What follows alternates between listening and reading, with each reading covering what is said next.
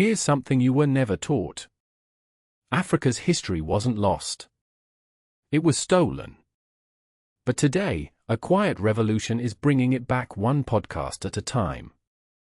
I'm talking about African story podcasts, the digital griots resurrecting what colonialism tried to erase. Let's start with this. The number 55. You've heard it in RFI's podcast of Africa, Stories in the 55. Most assume it's a date or a code. Wrong. It's the 55 sovereign nations of Africa, each with histories richer than the empires that tried to silence them. This is the story of how podcasts became the weapon of choice to reclaim that truth. The year is 1994. Apartheid collapses in South Africa.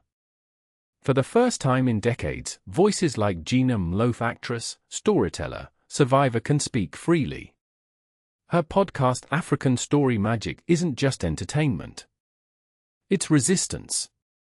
Recorded in Xhosa and Zulu, it does what textbooks couldn't: preserve the cadence, the proverbs, the living pulse of oral history. Meanwhile, platforms like Afripod emerge not as corporate ventures, but as non-profit collectives. Their mission? Amplify stories too radical for Spotify, too niche for Apple. Dig deeper, and you'll find the hidden gems. Like the stories Mother Told, where hosts don't narrate scripts, they record actual mothers speaking, dialects intact. Or Keep Traveling, bridging Namibia and New Zealand, linking diaspora to homeland through earbuds. These aren't just shows. They're time machines. They resurrect pre-colonial Mali's libraries, Great Zimbabwe's architecture, Benin's bronzes, all erased by this dark continent lie. But here's the twist: this movement is young. Most podcasts, like Miss JoJo's African Folktales, only launched post-2020. Why now? Because the internet finally let Africans bypass Western gatekeepers.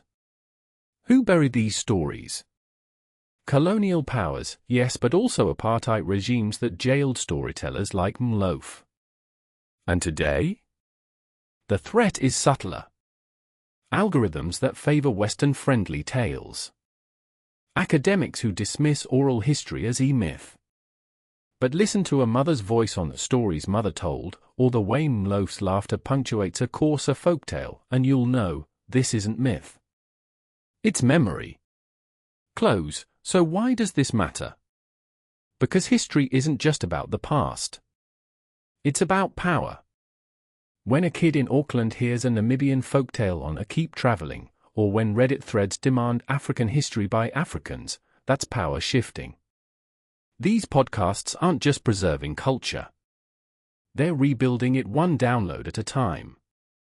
So next time you hit play, remember, you're not just listening.